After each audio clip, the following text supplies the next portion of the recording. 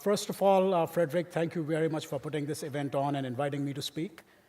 And second, thanks for blocking off all the bookings at the Blue Lagoon for this session, because I see the whole audience here. That's great. Before I start my presentation, I'd like to let everyone know that I have a lot of words on my presentation, not too many pretty pictures. So I guess if you want a pretty picture, this is all you get. So just focus here.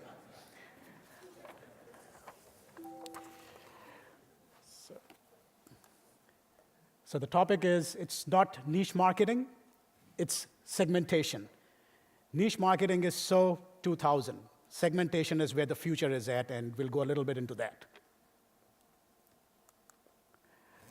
This slide is just to show everyone how the Texas market is deregulated and how it is structured. So a lot of things that I talk about will be put into better context, because every market around the world has restructured differently. So on the one side, you have generators and electricity wholesalers. Then you have the transmission and distribution companies, which are all regulated, and they don't compete with the energy retailers. We are Discount Power, Power Express. These are our two brands, and there are a bunch of other brands. We market to prospective customers, and we provide all the fulfillment in terms of billing, customer service. We collect the money, and we pay the other stakeholders. So just to tell this whole story, let me rewind back to 2002. Two important things happened in Texas in 2002.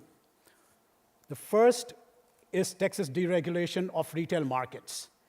This was done in a very, very pragmatic way. And I was talking to somebody over lunch, and we actually have pragmatic regulators, which is almost an oxymoron. You don't see pragmatic, market-friendly regulators. But Texas actually has that. The market structure is such where there is room for retailers to compete with the incumbents. In the early years, the incumbents could not compete with us. They could not compete in their own markets.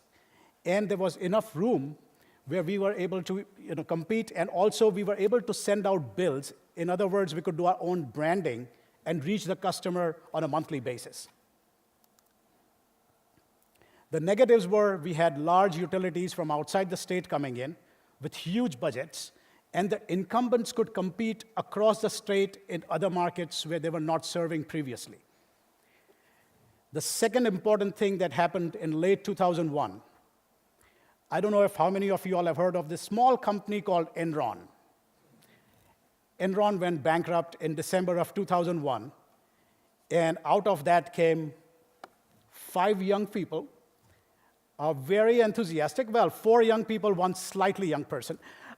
Very enthusiastic, unemployed, and broke. And you know what? Nothing gets you going like being unemployed and broke. When you have to figure out where you're going to make your mortgage payments, pay your electricity bills, oh yeah, that gets you creative real fast. So we decided that we are going to raise some money, went to friends and family, and I think they just felt sorry for us.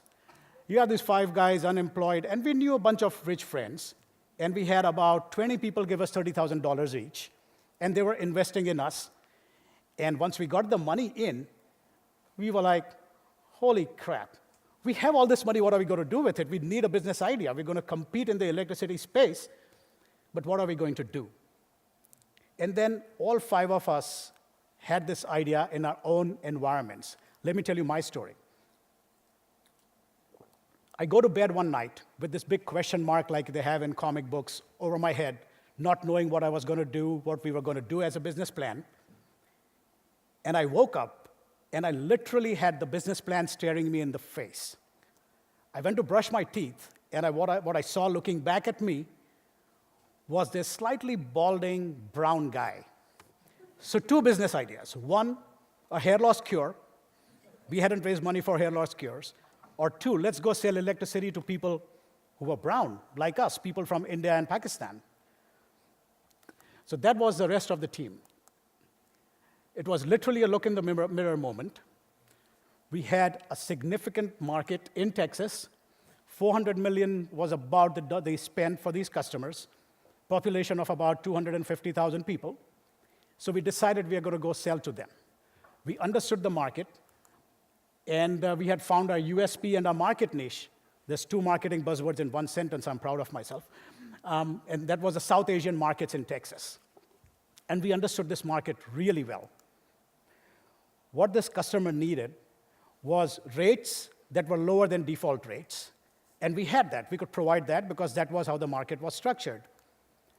They needed somebody to trust. So there was a lot of trust built in. People knew us, people knew our employees. We hired people who had good standing in the market. Our board of directors was very well known. And they needed high-touch marketing, relationship management.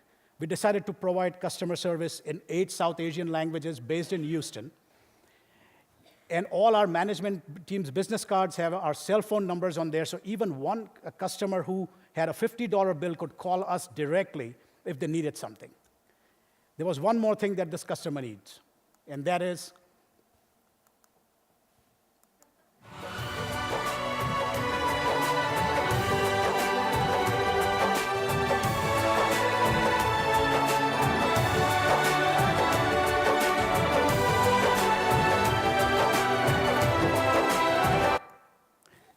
Bollywood. We all need Bollywood.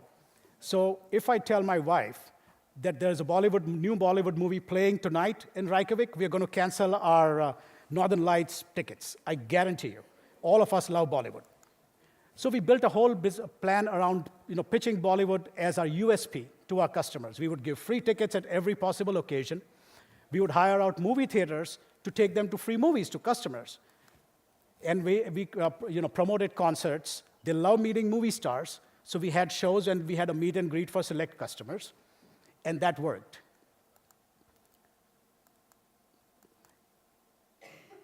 So and then we expanded our market into other fields. We went into the Vietnamese market and the Chinese market with similar strategy. And then the very next step was the company we had created was acquired in 2002.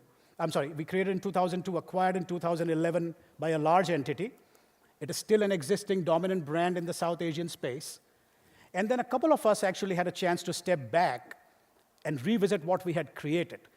So we realized that what we had done was we hadn't just created a niche market, but we had created truly market segmentation. What we learned was market segmentation. Phase 2 kicked off with the strategy for our new company, and that was going to be market segmentation. We had created a great brand. That was good news.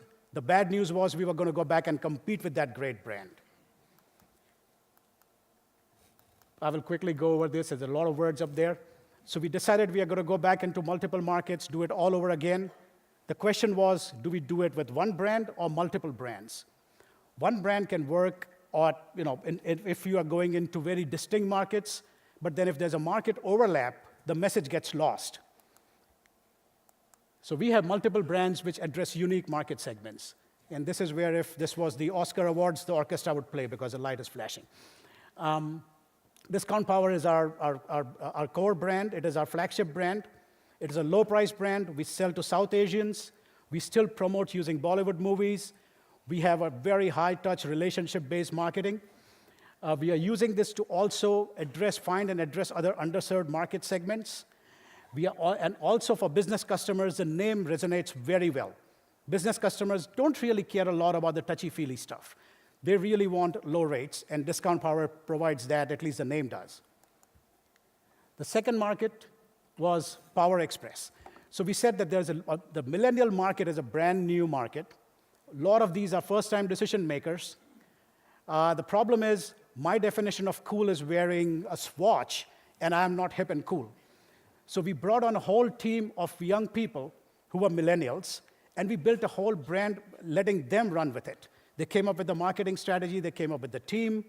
The website is very cool and hip, and that brand is now targeted at millennials and is really making significant inroads. We have very recently launched Volterra Energy as a brand. This is a brand that gives back to the community. We partner with nonprofits as a way for them to raise money. And this has worked quite well as well. We have a lot of partners already. They promote our brand. For every customer who signs up through them, they get some money back, so it's a win-win-win. And we also work with employee groups and others. And the result, This is where I'm very proud of two things. One, my good looks, as you well know. I've mentioned that a few times. And two, what we have created. In 3.5 years, we have gone from 800 customers when we acquired this little company to about 95,000 customers. We should be hitting 100,000 next month. We are also, as Frederick mentioned, the fastest growing retail energy company in America. We continue to expand the market. We identify new segments, serve new segments, try out a new segment. If we fail, we move on. If you don't fail, you can't succeed. So we have tried about 18 segments, are now present in about 7. Flexibility in execution, and above all, keep the customer front and center. If you lose sight of the customer, if you try to sell the customer you think the customer wants, it's game over. And the story has just begun. Thank you.